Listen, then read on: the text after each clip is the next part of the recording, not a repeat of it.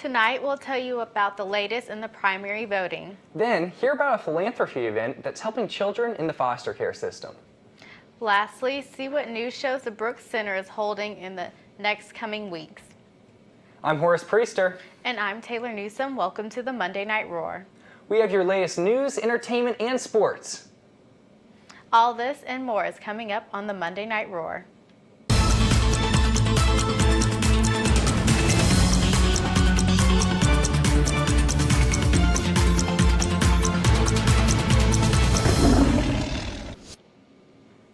It's no secret Jeb Bush and Donald Trump have had their differences throughout the last few months of the campaigning. Last week, Trump purchased the domain rights to jebbush.com. Now, anytime that URL is searched, it is redirected to Donald Trump's website. The Jeb Bush campaign made a statement saying that their actual site can be found under jeb2016.com. However, over the weekend, Jeb Bush dropped out of the presidential race after a poor performance in the South Carolina Republican primaries. Bernie Sanders visited the Upstate yesterday for a rally in Greenville. He held his rally at the Bon Secours Wellness Arena. The doors opened at 3 and the event was free to the public. Need some plans for spring break? Well, CUSG might have the perfect plans for you. For less than $200, you can spend a week in New Smyrna Beach, Florida, building homes for the local Habitat for Humanity chapter. To reserve a spot on this trip, contact Di Crowley at diandre@clemson.edu. You may have heard that the FBI recently approached Apple in order to unlock the password to the phone used to coordinate last year's terror attack in San Bernardino, California, which killed 14 people. The only person who knew the unlocking passcode for the phone is the dead gunman, Saeed Farouk. The FBI says the technology would not only be used on this phone, but Apple's CEO says that creating this kind of backdoor could jeopardize the company's privacy promise to all users, and notes that if this technology gets into the wrong hands, it could be used to unlock any iPhone. The Joseph S. Sullivan Center and Samaritan Health Clinic will hold their first joint clinic tomorrow at the Samaritan Health Clinic in Easley. The clinic will provide health screenings and also assist female patients with annual gynecological exams. The Sullivan Center will work closely with the clinic for referrals, student learning, and other shared services. The South Carolina Free Clinic Association has granted both organizations with $42,000 to help with their efforts. And now here's your latest entertainment news.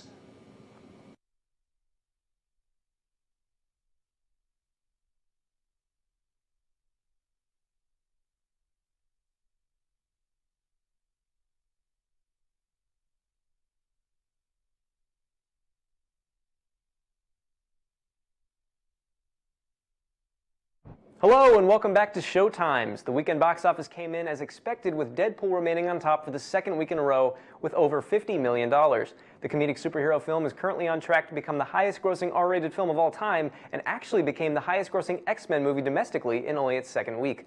This week sees 3 new wide releases, the largest of which is Gods of Egypt, which just looks awful. Please don't go see that. Instead, go see one of the other 2 new movies coming out this week, the first of which is Eddie the Eagle. It's the story of a man attempting to become an Olympic ski jumper and stars Kingsman's Taron Egerton. Not sure if this movie will be any good, but the trailers seem interesting enough. Maybe if you want some more action this week, you can check out 999, which is a bank heist film starring a ton of relatively famous people. Again, I don't know how good this movie will actually be, but both of these will be better than Gods of Egypt, I guarantee it. At home this week, you can rent The Good Dinosaur from Redbox if you're looking for an extra dose of Pixar after seeing Inside Out last year. And as usual, Netflix doesn't really offer anything notable, so that's going to be it for me this week. Check back weekly for movie updates and recommendations, and if you want to see my full-length movie reviews, you can find me on YouTube at Not a Film Critic. Back to you guys. Khloe Kardashian and Lamar Odom have been spotted together in New York spending Valentine's Day together. Lamar's incident at the brothel happened only 4 months ago, but he looks better than ever. He's now able to walk long distances, and an insider reported that Lamar got Khloe flowers for being the woman and friend he will always love. Up next is Kendrick Lamar. Kendrick Lamar didn't hold back during his performance at the Grammys last Monday night. His performance was politically charged and started off with a visual of his backup dancers in handcuffs in a jail cell. It ended with a picture of Africa on the screen with Compton written in the middle. Kendrick Lamar was nominated 11 times in this year's Grammys. He won Best Rap Album of the Year, among receiving 4 additional awards. There was an anti-Beyonce rally at the NFL New York headquarters, but only 3 protesters showed up. The rest were supporters of Queen Bee. Some were even dressed in Black Panther garments. Now here's Nick with your showtimes.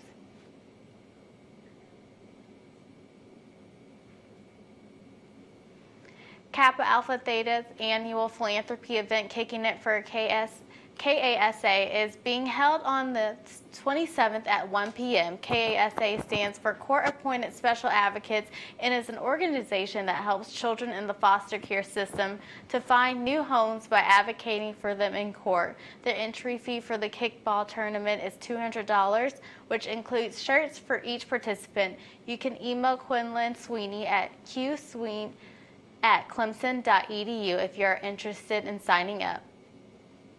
Yesterday, Pope Francis, who has repeatedly called for the end of the death penalty, proposed that Catholic leaders suspend the practice for a year to mark the Holy Year of Mercy.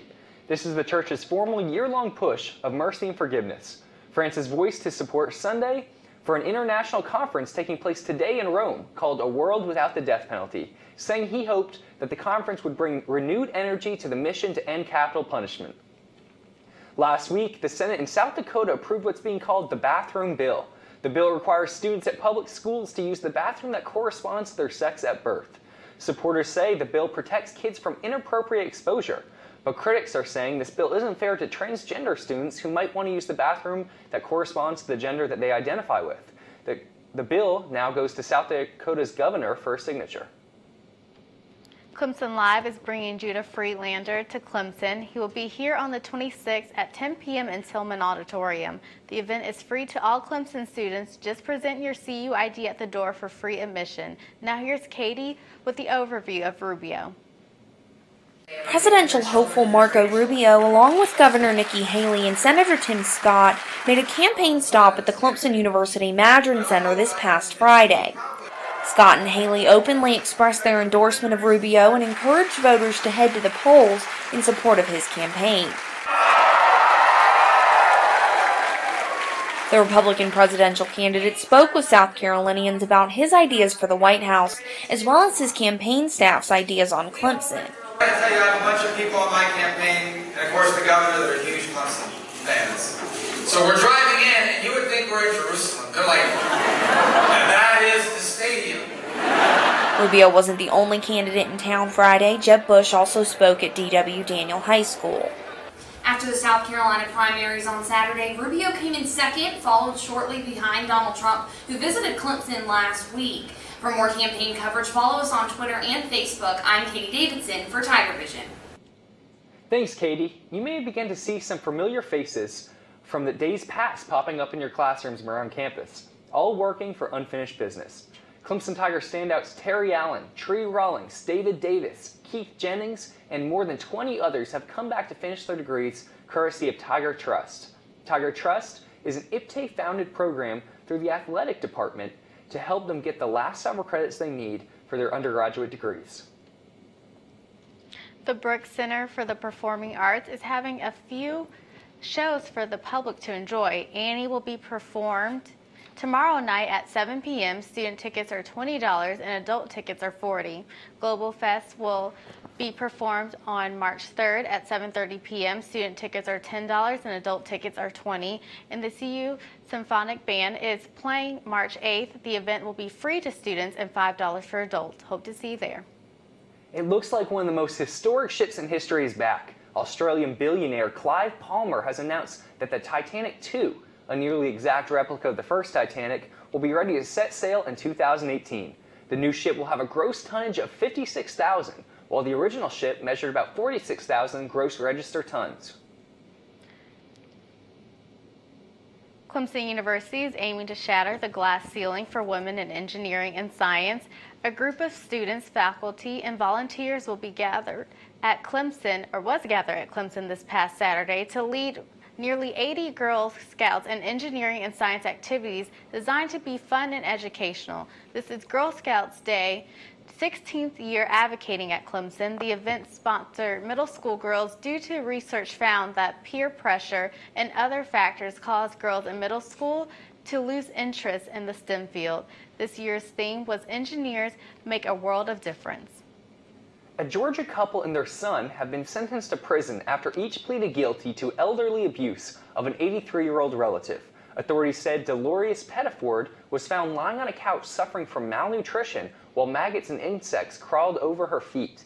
3 of her relatives pleaded guilty Thursday for failing to provide adequate health care and jeopardizing Pettiford's well-being. Here's Max with your latest sports news.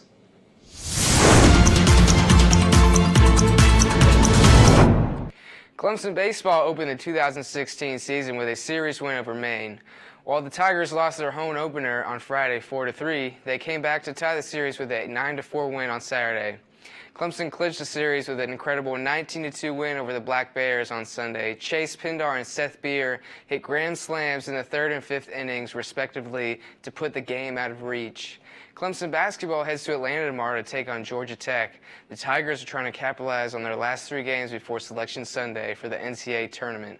Coming off a loss to NC State, winning the remaining 3 games versus Georgia Tech, Virginia, and Boston College are crucial if the Tigers hope to have their number be called for the tournament. That's all for this week. Thanks, guys. Thanks, Max. Clemson's Confined Animal Manure Managers Program recertification training is underway. The CAM program was developed after a new law which requires operators of animal facilities or manure utilization areas to become certified in an animal manure management program. Developed at Clemson, went into effect in 1998. Education trainings are scheduled throughout South Carolina from now until April. This week in Cooper Library, take a look at the brand new exhibit displayed in the lobby. During the summer of 2015, a survey of dragonflies and damselflies was conducted in the reflection pond. The study was conducted by Falcon Logue, Nelia Heath, and Josh Dunford between May 4th and September 14th. Data was recorded either as behavioral observations or through photography. The interesting results of the survey are presented in this exhibit.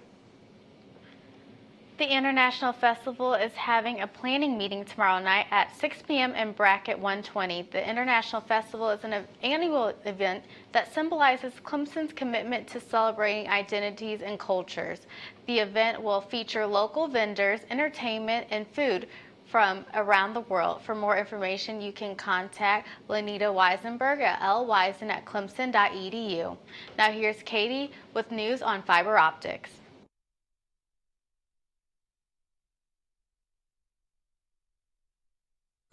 Imagine a life without television, cell phones, internet, or email. That's what a world without fiber optic cable would look like, and Dr. John Bellato is looking to expand the materials that make up those cables. Pretty much everything that is information related today, so television, video, email, internet, everything, ultimately finds its way through an optical fiber. At the thickness of a hair, fiber optic cable is composed of thin tubes of glass surrounded by a plastic coating. Bellato and his team at the Advanced Materials Research Center are looking to change the components of that glass to create more reliable and efficient connections. Our role at Clemson is to develop new materials from which those fibers are made so that the demand for information, the fibers can keep up with the demand for information. Clemson's research isn't just being used by the everyday person. The United States Department of Defense also has a hand in the pot.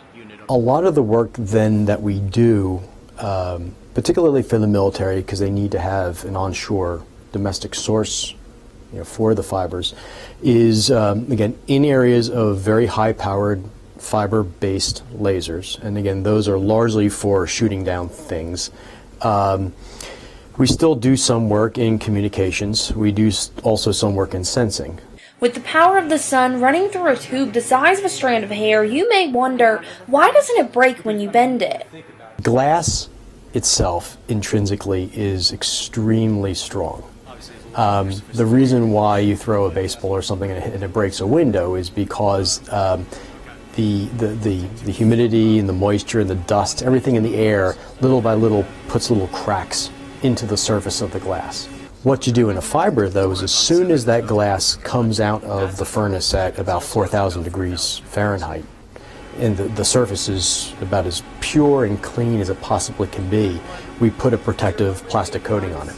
But that maintains and preserves the pristine nature of the surface, and therefore maintains and preserves the intrinsic strength of the glass. So if you take a well-made optical fiber that is exactly the same dimension as your hair, you will not be able to break it. It's a technology that's been around for decades, and it's used in almost every day of your life. Dr. John Bellato told Tigervision that without fiber optic cables, technology today would be almost non-existent, and you can forget about those constant Twitter updates. From Clemson University, I'm Katie Davidson. Back to y'all. Thanks, Katie. It's nearly impossible to watch the news or read the front page without seeing a story about hacking, data breaches, and constant threats to networks and services. This threat has created a new need for trained experts in a rapidly growing field, and Clemson University's new Cybersecurity Operations Center in Barr Hall is here to help. Spanning nearly 600 square feet on Barr Hall's second floor, the CSOC serves as a command center where student interns can work with Clemson IT security professionals to become the cybersecurity professionals of the future. Clemson University Cooperative Extension Service has announced an updated watermelon spray guide for South Carolina's watermelon producers. The guide provides growers with a look at some major diseases of watermelon leaves in the southeastern United States, as well as a step-by-step guide to spraying. The guide comes from a study done by Anthony Kyneth at Clemson, a Clemson professor of agricultural and environmental sciences, and Gabriel Reinberger, a graduate research assistant. Winds from Cyclone Winston, which tore through the Pacific Island chain over the weekend, reached 177 miles per hour, making it the strongest storm in the southern hemisphere since record-keeping began. Most of Fiji was without electricity Sunday, and residents were told to stay inside for a second straight night as officials scrambled to restore services and assess damage in the wake of a furious storm that left 6 people dead and destroyed many more homes. Today, the strict curfew was enforced and police were empowered to make arrests without a warrant to ensure order. And now here's Trevor with your weekly forecast.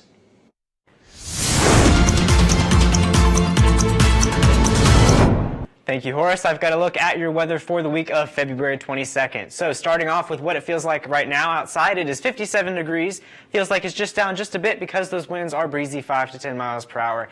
And the dew point is at a relatively low and relatively dry 51 degrees. So next I'm going to show you a plot of average temperatures in Clemson for the year. These are high temperatures. You can see we are at the purple dot, almost to the end of February. Today was February 22nd. And the almanac for today shows that the average high is 59 and the average low is 35. The record high is 73 and the record low is 10. But we are on that seasonal increase of temperatures, and spring is right around the corner. Next, we have the radar around the region, and there are some showers that have moved through earlier today, some rumbles of thunder as well. And the rest of those showers, if we zoom out, are continuing to push toward the east, and we're going to be seeing those persist tonight and into tomorrow and even into Wednesday. But Wednesday is a different story because this will move through by the end of tomorrow, and then we're going to move out west. We're going to focus our attention on a developing low-pressure system. You can see there's some organized snow showers and some rain showers out there right now.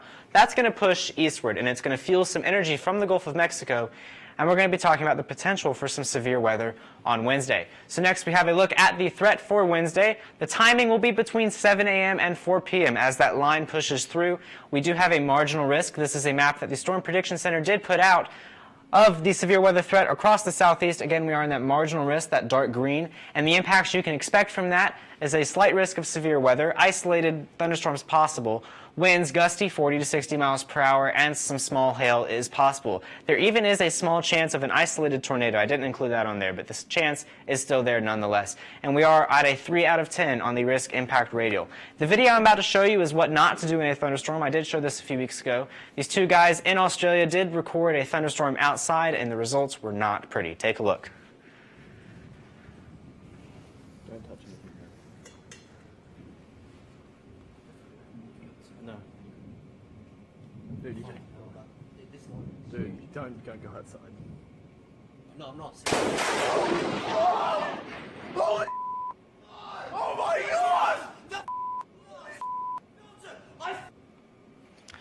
So if you hear thunder, you are at risk for being struck by lightning, so it is important to stay indoors once you hear thunder. So we're going to take a look at the temperature trend for the next 7 days, and like I said, rain will stay around here until about Wednesday. It will push on through, the cold front will leave us, and we will be left with some drier and a little bit colder weather. But for now, we're going to be seeing temperatures in the 50s tomorrow, warming up to the 60s on Wednesday, and then that cold front will push through, and we're going to see temperatures go down just a little bit more, and then as the sun will be out, we will be seeing an increase in temperatures again. So next we have the bottom line, and like I said, it will be wet until about Wednesday when those thunderstorms and the line of the cold front will move through, and it will be drier for the rest of the week. As you all know, when there's lightning near Clemson, the siren does go off and it is very loud. And temperatures will be warmer, then they'll be colder, then there will be warmer. It's just like a roller coaster trend. But the overall trend is increasing as we are approaching spring. Meteorological and astronomical spring are on the way. Lastly, make sure that you follow Tigervision on all of our social media accounts, Facebook, Instagram, Twitter, and YouTube for all the updates that you need throughout the week. Back to you.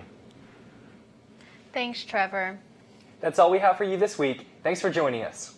Be sure to follow us on Facebook and Twitter, and we'll see you next week.